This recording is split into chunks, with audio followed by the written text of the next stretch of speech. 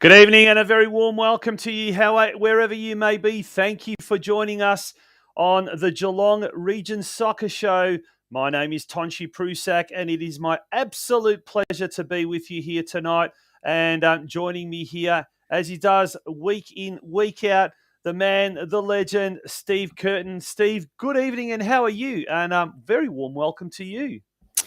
Yeah, good. Thanks, Tonchi, and hello to you and hello to all of our viewers at home. We hope you enjoy tonight's episode. We think it's going to be a pretty good one, and it's been a pretty good day across Geelong, but unfortunately we were stuck inside working while it was nice and sunny outside and maybe a little bit smoky as well, perhaps. But we're looking forward to this show. How are you, mate? Mate, I'm just trying to catch my breath. This year has gone absolutely like lightning fast, and that weekend just gone by, like you just blinked and it went past. But how gorgeous was the weather? I'm tipping yesterday was probably the last kiss of summer before we start to experience some cold weather. I hope I'm wrong. I'm never afraid to say I hope I'm wrong, and I hope I'm proven wrong. But yesterday was an absolute gorgeous day. So too was Saturday, and there was some brilliant football action played over the weekend, which we're going to cover tonight. And big shout out to the Elephant and Castle. Once again, they've come to support the Geelong Region Soccer Show. And they will be, as always, they've nominated Corio Soccer Club, and we will be featuring Corio Soccer Club a little bit later on in tonight's show. They are the club in focus. So a big shout out to all the folk at the Elephant and Castle. Is that in East Geelong or South Geelong? Where does the border end and where does the border start? It just slides within the Geelong central area, actually, because Garden Street is the boundary. That's just inside there. So, Elephant and Castle in Geelong. It has the best trivia night in Geelong as well. So that's definitely my favourite trivia night in town. It's pretty good as well to get along to. Overdue, actually. Need to go along. Absolutely. They have some very, very good meals as well. So, folks, don't go away. We've got let's talk about what we've got tonight before we run off and hear some messages from our sponsors. But Steve, what have we got lined up in tonight's jam-packed show?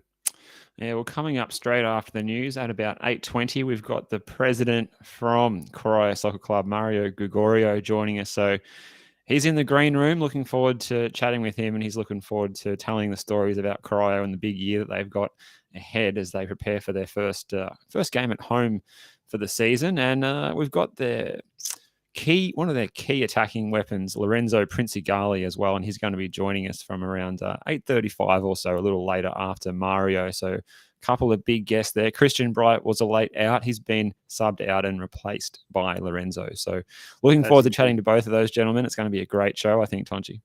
It's a case of the double Italian stallions from Corio Soccer Club coming up a little bit after this break. But before we do go to the news desk, here's some short messages from our sponsors tonight. Don't go away, folks. You're tuning in to the Geelong Region Soccer Show.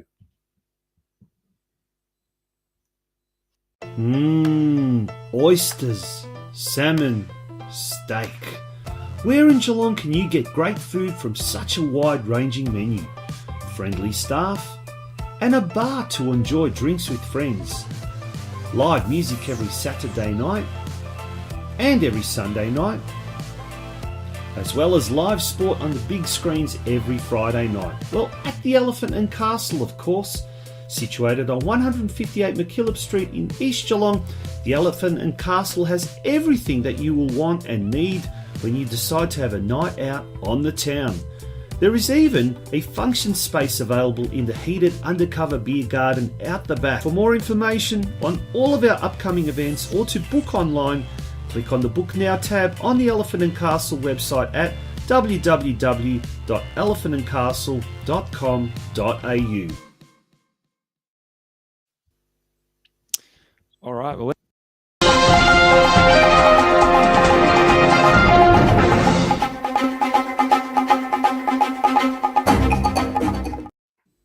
there There we Sorry, go. Steve, over to you, news desk. Now let's kick off the news desk. We make item number one this new platform that we're using, Restream. Yeah. It looks all fandangled. We're in the 21st century. So if you're wondering why it looks a little bit different, that's what's happening tonight for the first time for the Geelong Region Soccer Show. We've got Tonchi doing the great job behind the panel there, pressing all the buttons and making everything happen so smoothly. They say men can't do two things at once. He's Almost multitasking king of Lara, this tell gentleman. that to my wife. Here on the left of screen. All right, let's start with on to serious stuff, mate. Speaking about the women, the A-League Women's Grand Final was held yesterday. Tell us all about it. Yeah, so Melbourne Victory going back to back. They had a sensational finals campaign, scraping into the finals in fourth place on goal difference, going over to Adelaide, getting a win there first, then beating Melbourne City, and then in the final yesterday, 2-1 winners over Sydney FC, and it was Amy Jackson, the veteran listed player now, just about. I think she's had a solid career, and she managed to find the score sheet with the satisfying goal for the Altona Meadows midfielder, and Catherine Zimmerman also on the score sheet for Victory as well. And it was Matilda Courtney Vine tightening things up with the 66th minute strike, but Victory did enough to hold on. They had to absorb a lot of pressure, but they got over the line with Sydney FC having 20 attempts at goal during that one. You can see the picture there. And of course, the Geelong link, Kyra Cooney-Cross playing in that game, getting her second A-League Women's Premiership title in as many seasons. And she, if I'm correct, supplied the assist for Amy Jackson's opener as well. So well done to one of our local girls, Kyra Cooney-Cross there.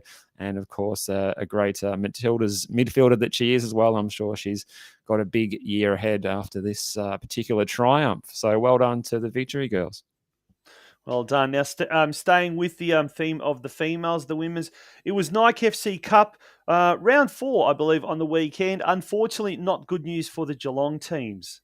Yeah, we couldn't get any wins for any of our Geelong sides there. So North Geelong Warriors, they faced off at the State Football Centre against Burundara Eagles. They went down 7-2 in that one. There was goals for Louisa Kump and Olivia Ortiz.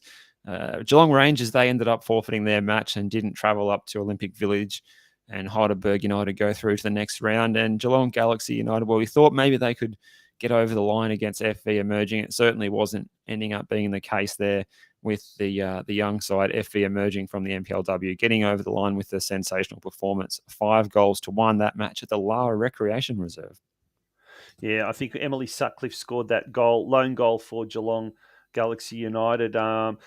We did speak yesterday on the Football Out West show. We did talk about the big difference in standard, I guess, between the NPLW and the VPLW, and then in turn the VPLW and State 1.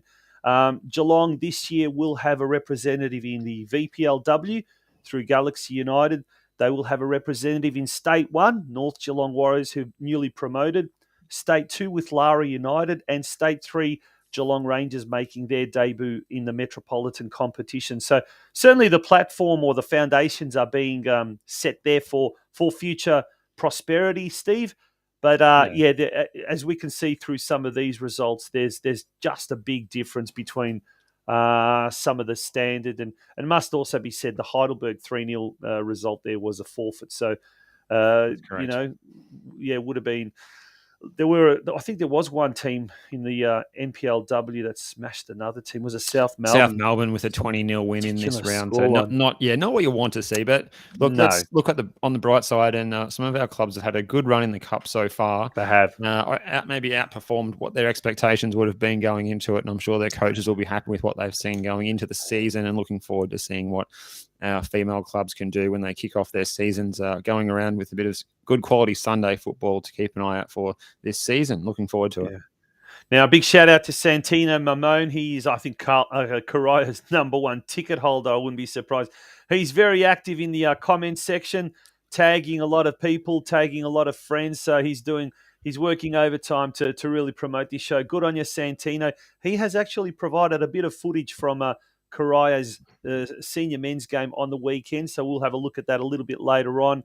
But we do ask all of our viewers, get active, become involved with the show, and put some of those comments up.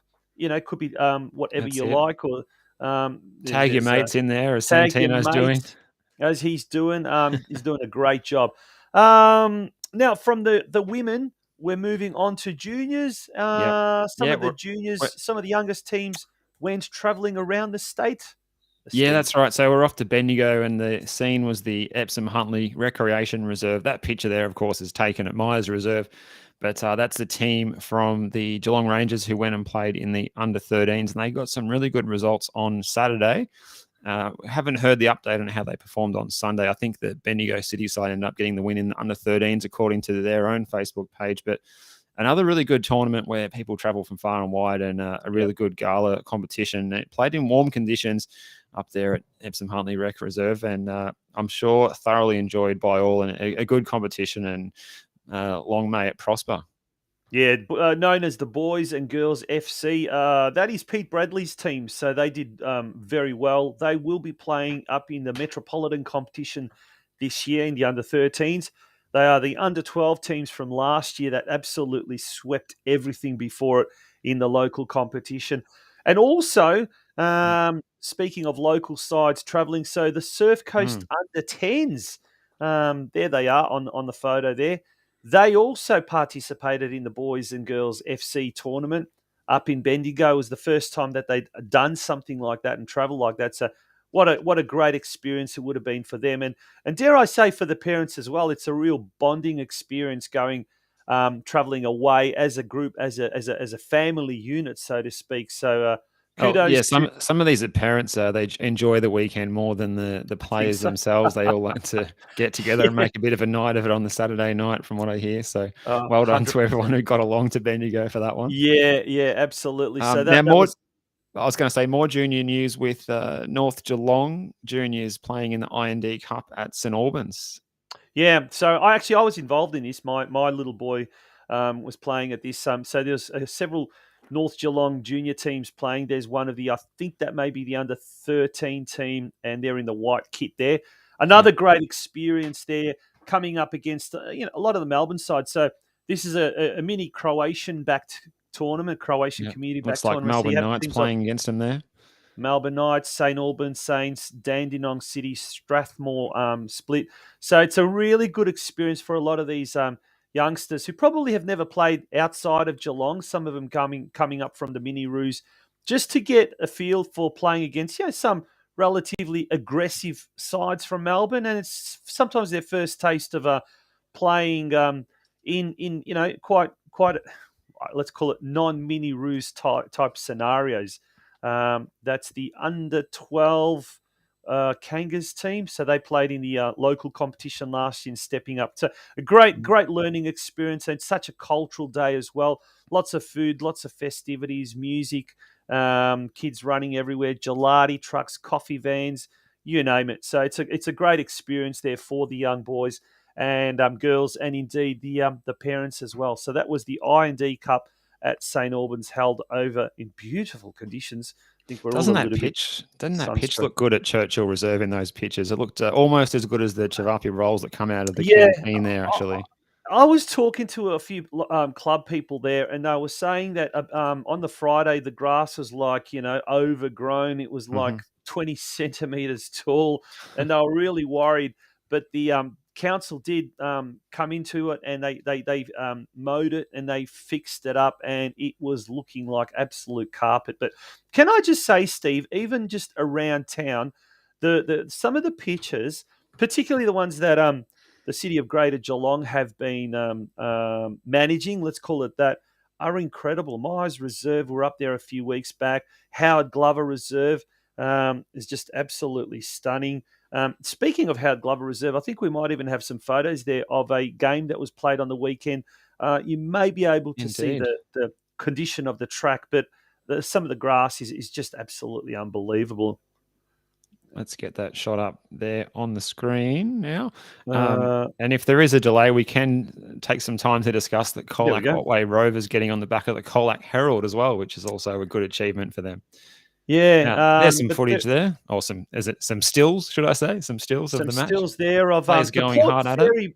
Fairy, the Port Fairy Plovers there in purple, taking on our very own FC Leopold. Now that's a great story. The Port Fairy Plovers, they are playing the Warrnambool League, or is it the South Western Victorian Soccer Association Yeah. League? And they were a club that were I spent quite a few, maybe decades in hiatus, but last year they were resurrected, and yeah, a great story.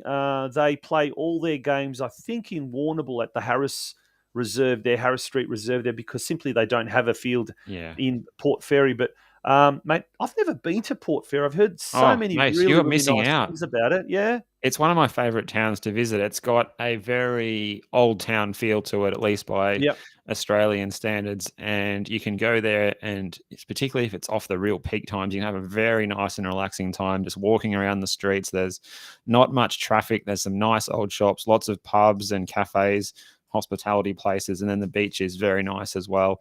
So great. Yeah, I would recommend if you're looking for somewhere for a getaway, not too far from Geelong, definitely strongly recommend Port Fairy. And as you say, it's a really good story. Hopefully we can see some more old clubs resurrected in these old towns, because I think people forget the history of football in this country, because a lot of British migration in that Port Fairy town there, particularly, right? I think Irish, I think in particular. And maybe hence that's why they brought football and then it died. Let's bring it back. Yeah, absolutely. Yeah. And you did mention the Colac Herald. So you don't often find football on the back page of any of the newspapers, certainly not the local rag here down in Geelong. But look at that in today's edition of the Colac Herald. On the very, very back page, the Colac Otway Rovers, a great, well, I'm not going to call it a spread because it's the back page, but a great story there on the new Will Meadows, I think is Will Meaden or something like that. He is the new coach there at the Colac Otway Rovers. Not a big club, but certainly a proud club, and they've got big plans as well in years to come. But it's great to see football, the real football, on the back of a mainstream newspaper, and kudos to the Colac Herald for popping that on the back page of their rag. And that's the news. Mate, we might take a very, very short break. Look, when we return, I think what we'll do is we might look at all the results that all the games that took place on the weekend involving the NPL clubs and the State League clubs. So, folks, don't go away. We'll be back right away.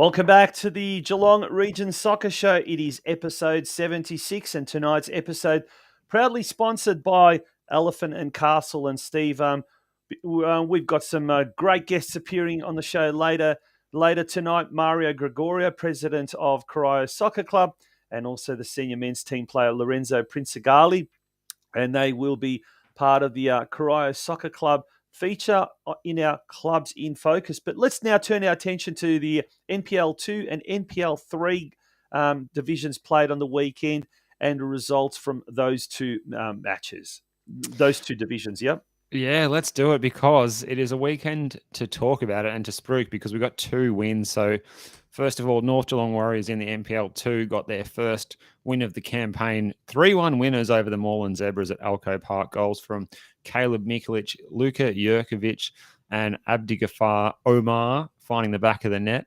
So a really good result for them. And you were actually at that game, Tonchi, briefly. Yeah, I was. It was a very youthful North Geelong team. I was impressed immensely by the defence as well, a very young defensive side there. And the attack, they're going to look really dangerous. Luka Jurkovic and Caleb Mikulic, the ex-Melbourne Knight, who stepped down from the NPL competition. Both of those two players looked just dangerous. Lockie McGrath looked dangerous on one of the flanks as well. And George Ellis and young Stosic, the two full backs as well, just playing out wide. Ryan Opperman, the veteran, he's the captain. He's the midfield general. He looked solid there in the middle of the park.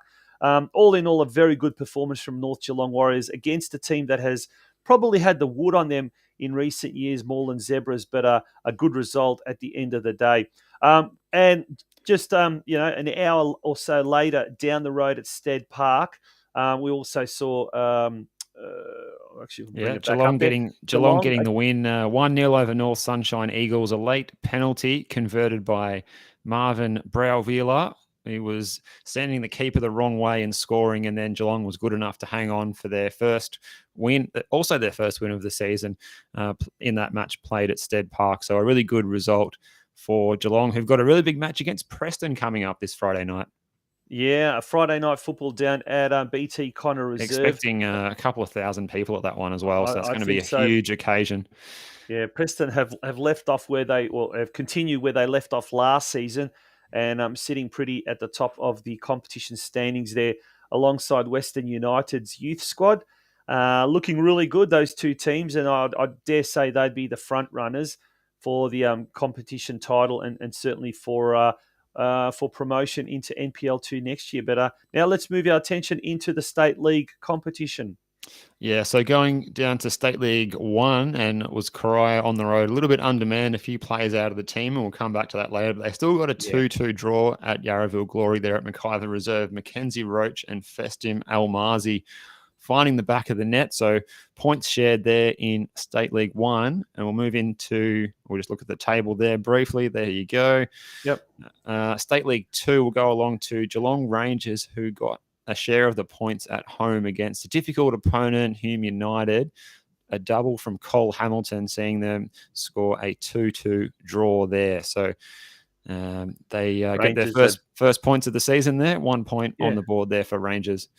One draw and one loss from their opening two games. So at the moment, they're sitting in ninth spot, but it is still early days yet. It's going to be a tough league, that one. There's a couple of teams, very, very, very difficult, very awkward opponents.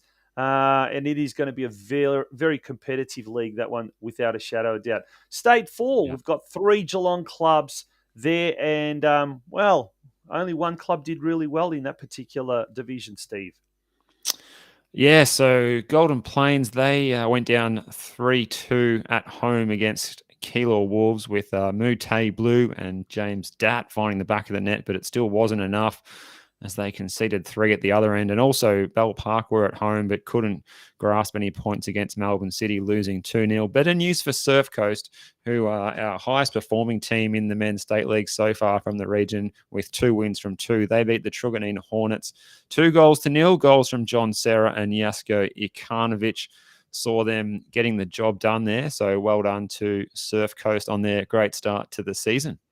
And look at that. We love to see a Geelong side on top of the competition standings. Yes, it may be only round 2, but 2 wins from 2 games and a goal difference of 6 goals for, 1 goal against has Rob Panetta's side sitting pretty on top of the competition standings. So great to see Surf Coast on top of the State 4 ladder. Steve, I guess this is an opportune time to say that next week we will have as our club in focus the Coasters, the mighty Coasters from Surf Coast. They will be featured in next week's show. So hopefully we might get Rob or one of the senior team players to come on the show, and also their new president, Brett King, I think is his name. So we'll be hearing the new direction that Surf Coast is taking. They've also got a lot of off-field renovations and construction happening down at Banyule Warrior Reserve. We'll find out all the latest with regards to that. And it's great to see a lot of the clubs in Geelong at the moment, including tonight's club in focus, having a lot of improvements to their facilities. So something to look forward to without a shadow of a doubt. Yeah, absolutely. Let's move on to State League 5. We've got some results from our clubs in that division. Now, we have got that score from Deakin Ducks. It's been hard to chase up. Now, that was a 2-0 win against Maidstone United, so well done to the Ducks getting that result. We haven't got any goal scorers for that one, but we can confirm that they got the result. It was missing off Sports TG earlier today, but there you go. Well done to them. Lara United, they were at home against Bendigo City, and they scored a 1-1 draw there with Lachlan Lazarich finding the back of the net in their clash in State 5. It wasn't so good for Surfside Waves. They went down 5-0 against West Point that match at Shell Road Reserve.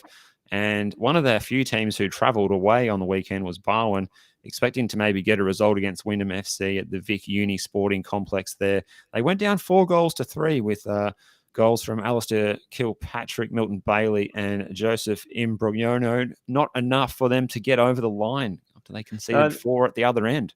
That would be a bit of a disappointing outcome for Dale Harris's men. The Blue and Whites are the best performing team at the moment in State 5 out of the Geelong teams. Deakin University did capture 3 points, so that's not factored in that ladder or in that ladder that we see on the screen now.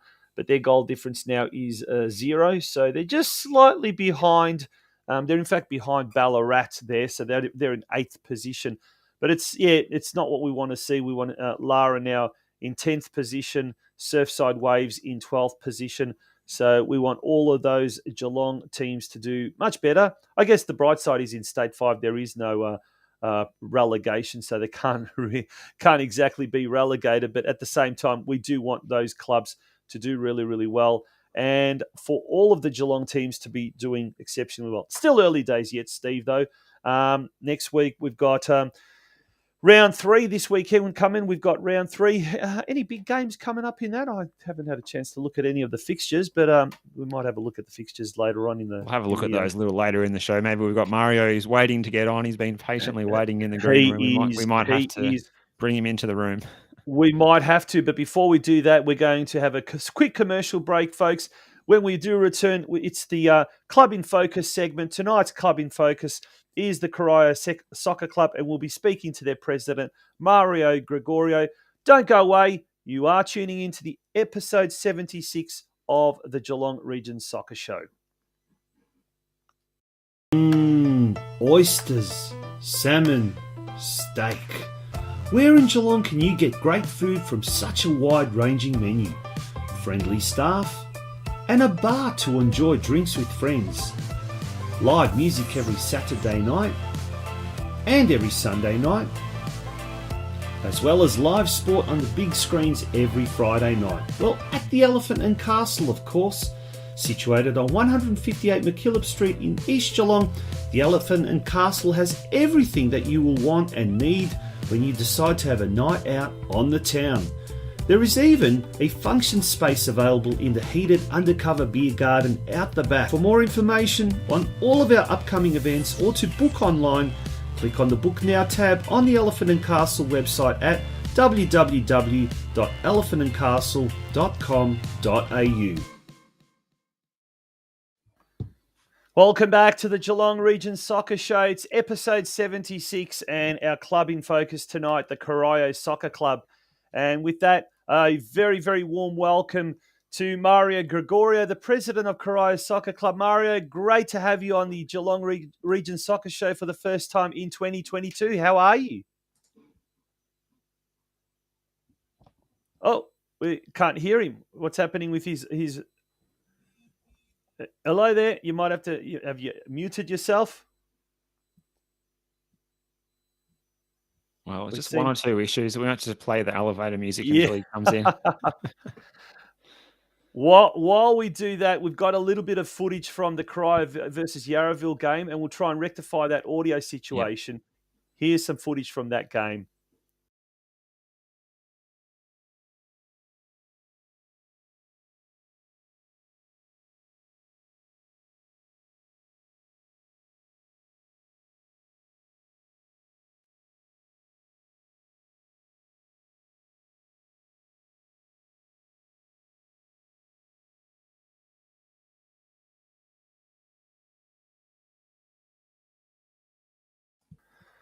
Okay, looks like we may have Mario Gregorio back. Mario, are you there?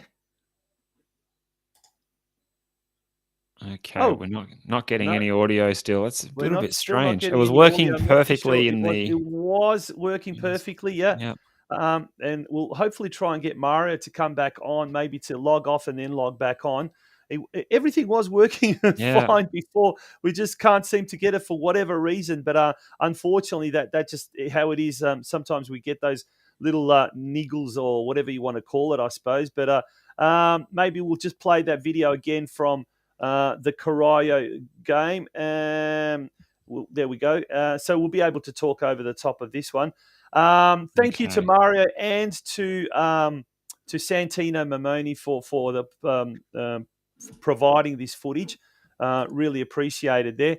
And as we can see, look, these are just some highlights from the game held over the weekend. This was at McIver Reserve, and hopefully we've got Mario there. Mario, are you there? Can you hear us? I can hear you. Can you hear me? Yes, we can. We finally got him now. Loud and clear, mate. Welcome to the show, Mario. First of all, talk us through Saturday's game. We've got a little bit of footage here on the screen against Yarraville. I still call them Yarraville Glory, Yarraville FC. How was it? How was it from your point of view as the president watching the game? Yeah, look, we knew it was going to be tough with 3 players out with the virus, and also our coach Christian Brightoff with the virus. Yep. But look, we're confident with the players coming in. We brought in Charles Gabriel, the new player that we got from Port Melbourne on 21s, and Mackenzie Rokes, the Canadian. And also young 17-year-old Thomas Dimitrovsky came into the side as well. So tough game. Happy with the result 2-2 though.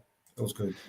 And pretty tricky without Christian Bright being there. How did you go about managing the squad? Who took the reins of talking to the players, or did you get him up on the phone, or what did you do there? Yeah, no, we've got a very competent assistant coach in Tony Lettieri. Tony was previously involved at an MPL junior level for Werribee. And no, he's very calm. Yep.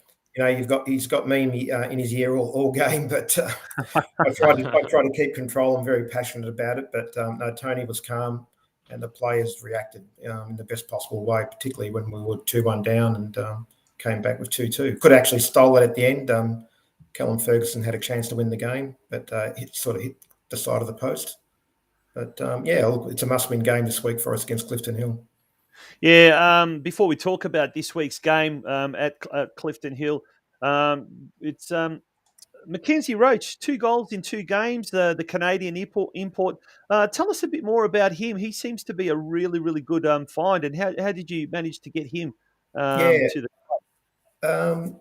There's a soccer agent that I know quite well in the UK, and he will send over 30 or 40 different videos of players. Mackenzie caught the eye with myself and the coach and staff, and also good old Joey G. Mackenzie played at a high level in Canada, and also in the US, in the 4th tier in the US. Great skills. It took a little bit of time to adjust to the game in Australia, but yeah, I think we're pretty confident he's going to hopefully score quite a number of goals. You know, if we can get into the double digits, so I'll be more than happy. And the other new player coming into the side, Charles Gabriel, has been a fantastic find. A lovely young kid. Can't speak highly of him. How'd you get him as well to the club? Yeah.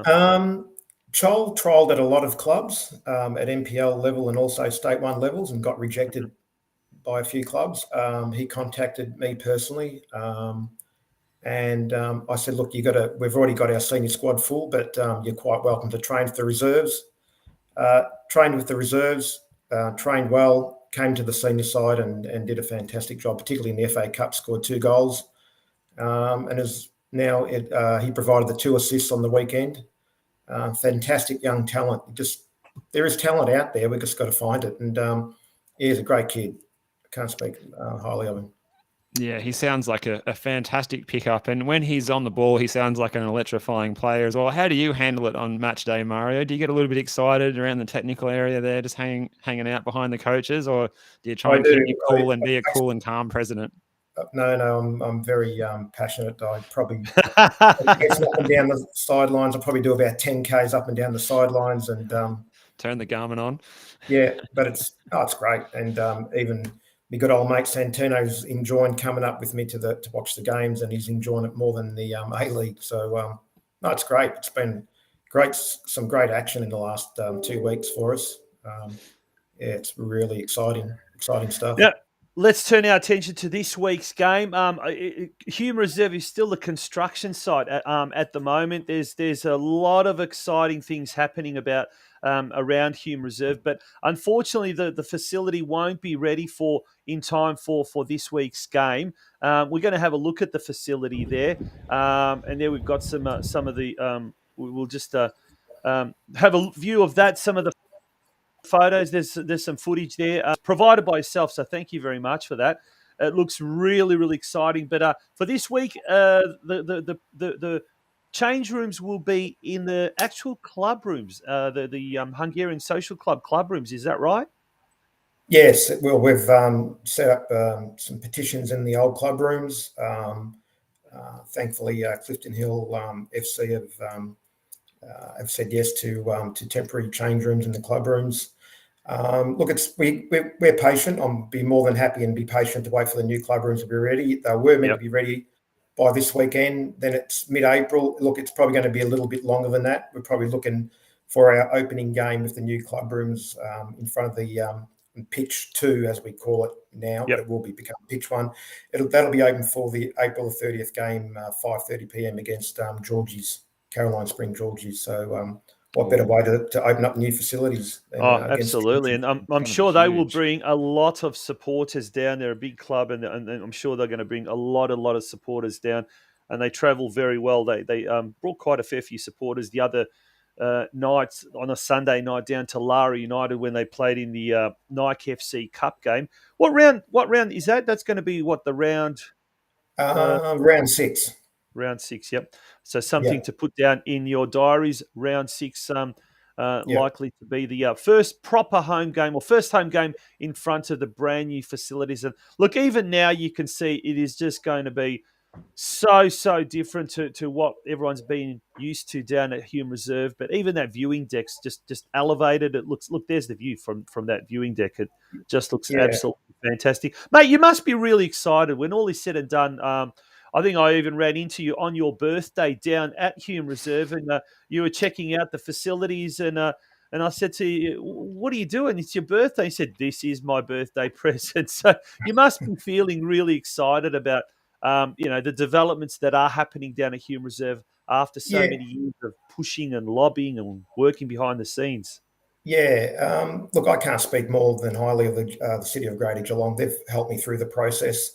So it started 4 years ago with the council officers to put through plans, then present them through to the high level with councillors and senior council officers. And look, it's exciting. And I guess the other thing which has been exciting is because of the presence of the new club rooms, it's also created an increase in juniors. So looks like we'll probably get up to about 180 juniors. Wow. And how many did you have last year, just to put it into perspective? We had 120, and a year before that we had 0. So we've climbed from 0 to 120 to 180 quite quickly in 2 years. And parents expect clubs to have good facilities now. So and these will be fantastic facilities. It'll be up there with one of the best in State 1. Change rooms, gymnasium, physio room, new clubhouse, kitchen. So and the viewing deck. Even though it's behind the goal, the viewing from behind the goal, you feel like you're right on top of the action there with the viewing deck. So and also council providing us with new fencing behind all 4 goals there at pitch 1 and pitch 2 at Hume Reserve. So it's exciting, but more than exciting, it's just fantastic when I do arrive for senior training and you see the juniors taking up both pitches as well as Geelong Galaxy as well. So the partnership with Galaxy is going quite well. Tell us about that. Galaxy have made the move from Stead Park. They've come to Hume Reserve. We've even seen they've got new kits. Things are. It just seems to be a whole new renaissance happening at Hume Reserve, not just for Corio Soccer Club, but also now for the co-tenants Galaxy as well. Yeah. Oh, look, I've always considered. I believe it is Hume Reserve is the heart of Geelong soccer. It was back in the day. When North Geelong was part of Hume Reserve. In some ways, I probably wish they were still there because, in fact, we probably would have had 6 pitches if North Geelong was involved in Hume Reserve. People probably don't know, but the car wash in Vallara used to have soccer pitches there, and there used to be more pitches behind next to pitch 3 there at the back there. So, But yeah, I believe it is the heart of soccer in Geelong, and Galaxy have made the move. Look, I've known Branko for quite a long time, and yeah, we believe we'll have a good working relationship, and hopefully a lot of their games will be directly after our home games to create a little bit of a little bit of a football experience at Hume Reserve. Yeah, it sounds like an excellent idea as well. And I'm learning something as well tonight. I didn't know that there was pictures where the car wash is now. So that's mate, a I tell you good what, history lesson as well. Yeah, Steve, I was a junior there and used to come there on a weeknight. And as Mario says, there were three pitches. The two that are now and behind Valare where the car wash is. Plus, you then had the two pitches up the top near Barton Street. Now there's only one, and then there was one behind where the bocce courts are now as well. At the moment. Yeah, it was just incredible, and those were the days. I think it was Corai Geelong United. You had North Geelong training there. You had I think you had not sure if Corai Cloverdale came afterwards, but there was Espanyol, I think, was based there for at one stage. There's just clubs galore. And people also forget that when North Geelong were playing Sunday League, their games against back then they were the Macedonian-backed, I think they were called Geelong West. They would have crowds over 1,000 people at those home games. Yeah, unbelievable. Well, you might have crowds like that soon for those double headers when you run them back to back with the Galaxy games on Saturday evenings. Wouldn't that be good? It would be really good. But, I mean, if we can get 200 to 300, would be fantastic. With one of our ex-players just donated a 85-inch LED TV. So, wow. Yeah, so we're hoping to have a little bit of, AFL footy or whatever, or A-League soccer on the big screen and, from the bar there. So, yeah, we want to make it a little bit of a carnival sort of bar atmosphere. Yeah. Or you could even have reruns of the Geelong Region Soccer Show on YouTube as well. These days we've got smart TVs. But, mate, we're talking about the renaissance of Hume Reserve and I guess the energy coming back to what is the spiritual home of soccer in Geelong's northern suburbs. You talked about the Coria Soccer Club, the juniors. It's just exploded. The sponsors seem to be like just a huge. That seems to be as well. Like this. Tell us a little bit about the sponsors as well. Yeah, there seems to be a lot of sponsors as well.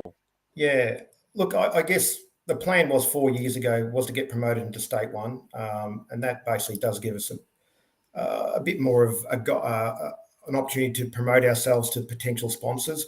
Look, I've got to say, my offsider and junior coordinator and senior committee member Slavko Pantelic, he drives and will basically go hard for sponsors. We've been lucky in that respect. So we've got our four major sponsors. Our major sponsor now is Scope Australia. They're in Victoria Street, North Geelong. We've also got Avalon Airport, Viva Energy, the Gordon, and all the other subsidiary sponsors, there as well. Homehouse, Elephant Castle, Kafitza, Buxton's have been a long-standing sponsor of ours for a long time. The list goes on. Mav's Restaurant have been fantastic. Bay City Fisheries, Ritchie Brothers, so the list goes on. But Slavko, otherwise known as Salami, works hard. The legendary Salami. Yeah, getting new sponsors to the club. And part of that is juniors. He's been able to get a large number of juniors to the club, and from that is a flow-on effect with getting new sponsors. So I'm sure Salami's listening. He's done a great job with increasing the juniors and for new sponsors. So, but it's important we maintain our position in State One. And hopefully in a few years, we know it's not going to happen this year. We just don't have the funds to fight for promotion at this stage. But eventually we would like to get to NPL 3.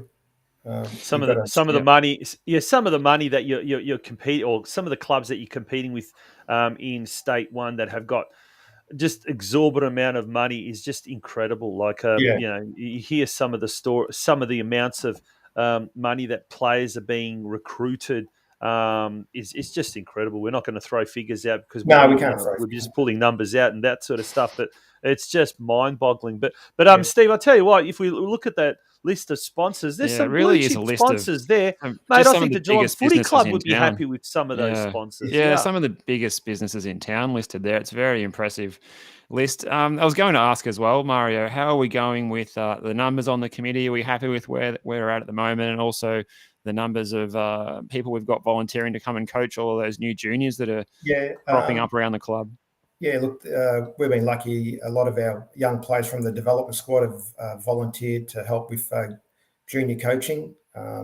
Elton and Alex and Dylan, Thomas, young boys, all 17, 18 years old. They've been fantastic to helping us. And volunteers, look, every club wants more volunteers. I'm not going to say we've got plenty of volunteers. Everyone wants more volunteers.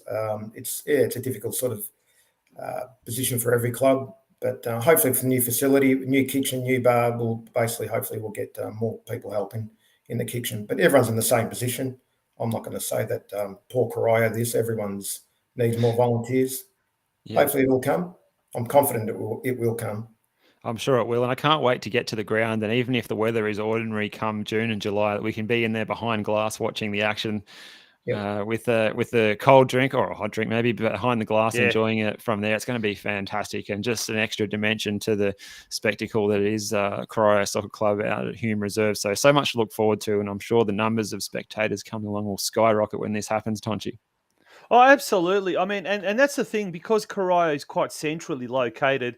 Isn't it ironic, though? Corio Soccer Club located it's quite in Bell easy Park. To get to, yes. We've got Bell Park located in Batesford. We've got North Geelong located in Lara. You try explaining locality that to someone shuffle. who, they don't get it. But because Corio's home ground is there in the heart of Bell Park, you often see people from other clubs. I've gone there and I've seen people from Geelong, from North Geelong, from Geelong Rangers, Bell Park, when their teams aren't playing. I think there is no better place in Geelong than to come down to Hume Reserve and spend a Saturday afternoon there and watch that. So, and that all starts off this weekend with big game against Clifton Hill. And if we have a look at that ladder again, there we go. Clifton Hill, they've had a bit of an indifferent start to the season, 1 draw and 1 loss. They're in 10th position. So, yeah, it's almost like one of those, Mario, they call them 6-pointer games, isn't it? You know, it is. You want to get away from the bottom trio, let's say. Definitely the bottom relegation zone, but a win here would really catapult Corio up the ladder, you know, possibly in the top 3, top 4. Yeah, look, there's a possibility. Yeah, I calculate it every week, I guess, or every day. But yeah, if we win, we could basically jump up to 4th, 5th, or 6th. So it's important. And we've got the game tomorrow night. Look, the Australia Cup. Look, it's a great opportunity for some of the players who probably aren't getting a full game in the seniors to have a run. So we're resting a few players, but we're still going to put out a pretty good team. So a lot of players have got a bit to prove there. So we're speaking, folks, with the president of Corio Soccer Club, Mario Gregorio. It's the club in focus for tonight. Mario, if you want to hang around, we're going to take a little bit of a promotional break, a commercial break.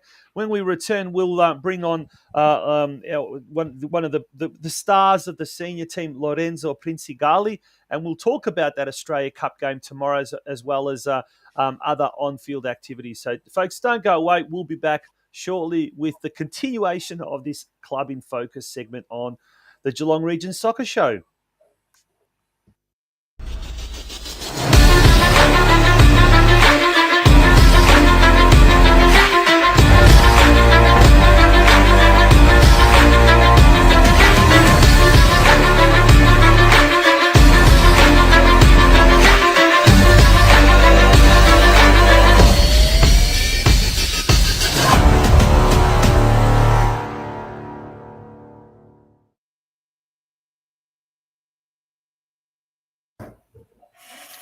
Welcome back to the Geelong Region Soccer Show. And yes, the Football Out West Show, one of our sister shows, Steve, that yourself and myself, along with Craig Filer, host on a Sunday evening. So that's something to look forward to. Now, Steve, it's time to welcome our next guest, who's going to be joining us three. Did you want to do the honours? Let's do it. Let's welcome one of the heroes from Hume Reserve. Here he is on your camera here, Lorenzo Princigali. He missed out on the weekend, but he did play and score in round 1. Here he is. Good evening to you, Lorenzo. How are you going tonight? Good evening, guys. Thank you for hosting me. I'm good. How are you? Very well, thanks. Now, obviously, you missed the game on the weekend. Were you keeping tabs on the boys? Did you have the phone out to try and find out what the score was? Did you feel a bit tense not being able to be there? Oh yeah, of course. I was really upsetting when I resulted positive and I had to do these 7 days of isolation. But yeah, I always have guys like Santino, Joey, outside the ground, ready to send me the score, update it, everything, pictures, selfie, everything. Now, Lorenzo, we've a couple of big games coming up this week. This week in the next 7 days. Let's start off with tomorrow's game. So tomorrow, the big game against Eltham Redbacks, and that's the Australia Cup. Now we've got Brenton Ray, good old Brenton Ray. He's like a correspondent. He's telling us all the news that's happening. He goes, Eltham also have had 1 draw and 1 loss, a -1 goal difference, having scored 4, conceded 5 in their opening 2 league matches. Obviously, they do we know much about them? Do we know what sort of style they play? Do we know, are they going to be resting some of their players, or what's the go with that? Look, personally, I don't know. I don't know them as a team. I don't know the players. And I missed the previous training at Hume Reserve, so I'm pretty sure the coach KB spoke with the guys about this team. Yep. It's gonna be another game. From what I know, is they are a good side. They are a really good side. They always did well in the previous year. They haven't started with the right like in the right way. Mm-hmm. But it's a cup game. As Amario said before, we're gonna try to like give to everyone the opportunity to play.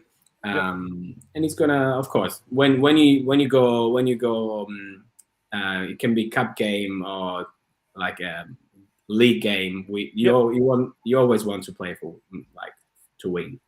Yeah. All right, Mario. Well, if we can, we'll bring it up on screen, and there's the squad for tomorrow night's game against Eltham North. Kickoff there is at 7:45 p.m. Will there be regular score updates on the Corio Soccer Club Facebook page? Yes, there will be. We'll get them. Awesome. As soon as goals are scored, they'll be updated on our Facebook page. And look, it's still a very strong squad there. It looks like hopefully Adrian Savinsky's son, Geordie Savinsky, will start tomorrow. And he's a great young talent. Plays exactly like his dad. He's got the swagger like his dad. And Does he? if he's anywhere near goal, he'll ping at the goals. So we're expecting big things from Geordie this year. Steve, let's go through that squad. And there are some very strong players there as well. So even though there's a few youngsters there, it's still nonetheless quite a squad of substance. But go through that squad, Steve. Oh, look, there's some good names there, and we know Festim Almazi, he scored on the weekend, and as we mentioned, the Joel Gabriel, one of the good recruits we mentioned earlier. And look, there's a whole lot of good players there. I don't want to single anyone out, but we look forward to seeing how they go tomorrow night. Now, I believe this match will be played on a synthetic field. So are the boys ready to play on that different surface? Yes, I'm sure they will. Lorenzo, are you ready? We train every second week on a synthetic surface at the leisure time. So I've seen Lorenzo play very well on those synthetic surfaces. Yep. So Lorenzo, if you can score a couple, I'm sure Joe will be very happy. Now, speaking of that, Lorenzo, can you give us a recap of your goal 13 minutes into the game against Brimbank Stallions in round 1? Yeah, it was just like I reckon it was like a fortunate goal because it was from a free kick. Even if the free kick started well, it's been deflected by a defender and it went straight on the left angle of the post. So it was. So it's a good goal, but a little bit fortunate. Well, now, are you itching? Yeah, are you itching to get back to it tomorrow and to make up for the weekend that was lost? And how what is the feeling of the boys? Are they really excited and looking forward to sort of progressing through to the next round? Because of course, will there be the only Geelong team left in the Australia Cup if you manage to do that? Oh, I didn't know that. Yeah, no, I mean, as I was saying before, like we play for winning every game, and this is a good chance for all of us to like get minutes on our leg, show to the coach that we can play on Saturday. Everyone's won the shirt of the first 11, so it will be a great opportunity for everyone to challenge themselves and be ready for Saturday. Now, Lorenzo, can you tell us a little bit about your footballing journey that's led you from where you began your footballing story to playing at Hume Reserve with Cryo? Yeah. I arrived in Australia three years ago, and I started. I joined Mill Park Soccer Club because a friend of mine, Paul Schoolers, I already met him in the past, so he contacted me and he asked me to play for them for Mill Park. And in the same year, we've been playing against Mario. That was the year that they won the league. Actually, they arrived second, but they get promoted. And yeah, like Joy that year, like contact me like every single day about telling me like if we get promoted, I want you to come and play for Coraggio. And he gave me the contact of Mario. So we've been speaking for a while. Then they got promoted. I joined them, and it was a really good. I believe that was a really good thing to do because even if I'm from Melbourne, so Geelong is a little bit far, but I like the team. I like the team straight away. Like nice people, nice guys. Like I felt like in a little family straight away. So that was good. And we haven't had the chance to play a full season because the first year we if I remember correctly, like we played the first FA Cup game and then the COVID happened, so we stopped. And last year we had the chance to do half season, which was great, but not completely. And when you arrived in Australia as well, Lorenzo, was the football when you first become playing at Mill Park, was it what you expected, and how did it compare to your previous football experiences back in Italy? Well, from what I can see, like Australian football is more physical. It's very physical. It's very it's all about fitness. In this category that I've been playing. While in Italy, we focus a lot on tactical and technical stuff. So, and how do you cope with that when you come up against the physicality? And a lot of, this is something that a lot of imports experience at the A-League level and even the NPL level. But at the state league level, in particular, where it is, it's very, very physical. You just have to go out and watch one of these games, and it's certainly no place for the faint-hearted. How do you cope with that? How do you toughen up, so to speak? Well,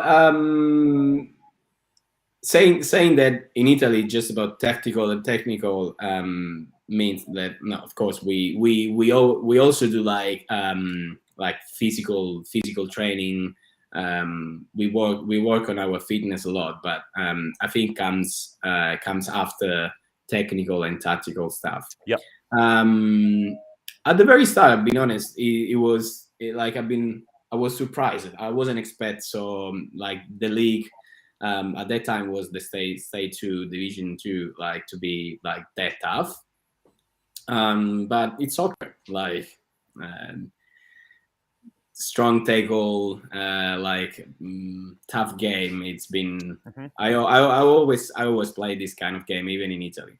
Maybe here it's just a little bit more. Yeah. And speaking of technique as well, we understand that you've got a good technique in the kitchen as well, because when Darcy Raffa suffered that horrible injury, which fortunately we understand that he has recovered from, you were on hand to make him an Italian tiramisu. Is that correct? Yeah, that was a fun day. Maybe for me, and for Darcy when he was eating the tiramisu, not for his injury. Yeah, like since I arrived in Melbourne, I joined this. I signed myself in this pastry school, and I started to study to become as a pastry chef. Oh wow! So Is that right? Look at that. Yeah, Well, yeah. Mario, I think when you have the official opening of the Hume Reserve club rooms, I think Lorenzo should, make a couple of trays of a tiramisu. Steve, have Tiramisu. I told you how much I love tiramisu? He makes a fantastic tiramisu. That's And magnificent. just on Lorenzo about physicality, he can dish it out. Don't you worry about that. And he's the fittest player in our team. He's just crazy about fitness. He will go for runs. He's a fitness fanatic, a gym fanatic. So and that's a credit to Lorenzo as well as a player because he is super fit. And Mario, do you find that sort of inspires some of the other players, particularly some of the younger players that are coming up through the ranks that are being given an opportunity at Corio Soccer Club? Do you see their level of kind of commitment now going up a notch? Well, yeah. I mean, if I was a player and I saw a guy, like Lorenzo, take off his shirt and all you can see is just shredded muscle everywhere, the guy is just he's a fitness freak, and I guess that's what sets apart some of the great visa players that we've had at our club and the local players is the fitness levels of the international players is at another level. People should take note of what Lorenzo does to keep fit off the ground. He's always in the gym, always going for runs. It's a credit to him. And when Lorenzo did play for Mill Park against Corio, it was an important game. We won 4-3, and Lorenzo tore us apart on the wing that night. And I was driving home and I was swearing my head off because I couldn't believe we just won it. And if we had lost that game, it would have cost us promotion. And I said, and Joey, that guy on the wing, I want him at my club now, next year, and Joey started calling, Lorenzo nonstop. Yeah, that's true. Well, Joey Giacomatto, where are we? He's actually saying, look at this comment. This is in the comment section. 7 months of hard work for you, buddy. I'd do it again if I could. We might have to find out all the latest of how he's a very persistent young man, Joey G. And he prides himself on getting the man he wants when he wants to. So well done to all of you involved there, Lorenzo. Thank you for your time. I look forward to one day having a slice of the tiramisu and just let me know when you come down. Absolutely, and sure. and more to the point, we look forward to you tearing up other teams apart now that you're on Mario's team. So thank you once again for joining us, and all the best for tomorrow night, Lorenzo, and for the season ahead as well. Thank you so much, guys. Thank you for having me. Thanks, good on you. And Mario as well. Thank you very much to you as well. Exciting times at Corio Soccer Club. We look forward to maybe even catching up with you later in the year and finding out all the updates and that those new club rooms, they look amazing. All right. Thank you. Good on you. The Corio Soccer Club was our club in focus, and wow, what a great episode it was tonight, Steve. Really, really, really interesting insight into what is happening down at Corio Soccer Club.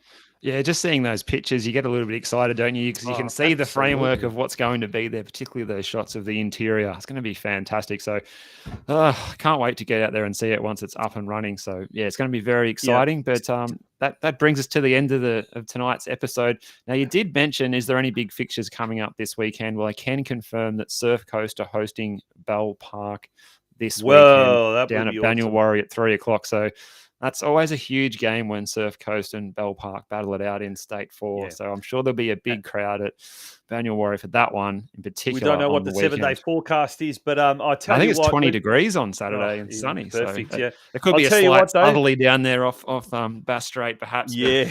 I'm sure it will be. I'm sure it will be good conditions for the players. Absolutely, not too hot like yesterday. Yeah, absolutely. But I tell you what, we talk about physicality. when those two sides meet, you can always expect a real good, tough game. So bumps and bruises after that one. Yeah, absolutely. Once again, big shout out to the Elephant and Castle. Get yourself down there for a meal, or just pop in and say hi to everyone down there.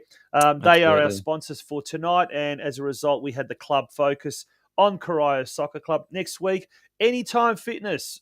Anytime Fitness are sponsoring next week's show. Thank you very much to Rob Panetta, talking about getting fit and talking about the gyms.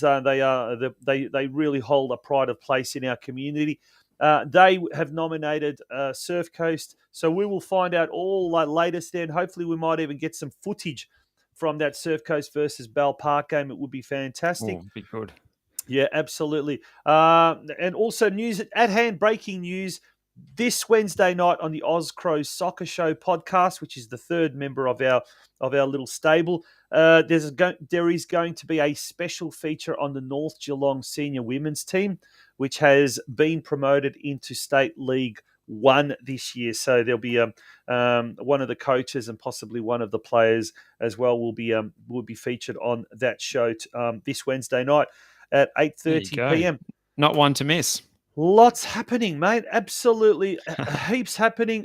Mate, that's it for me. That's it for us. Thank you for being a part of tonight's show, Steve. Have a lovely, lovely night, and we'll see you next Sunday for the Football Out West show. And in the meantime... looking forward to that one. Looking forward to speaking to Anthony Limbrick from the Tasmanian coach over there in Wales for the second time lucky. Hopefully we'll get him on the air. It's going to be an Australian exclusive. Yeah, don't miss it next Sunday at 7. Good on you, folks. Good night to everyone, and thank you once again for being a part of the Geelong Region Soccer Show. We really appreciate your company. Good night. Good night.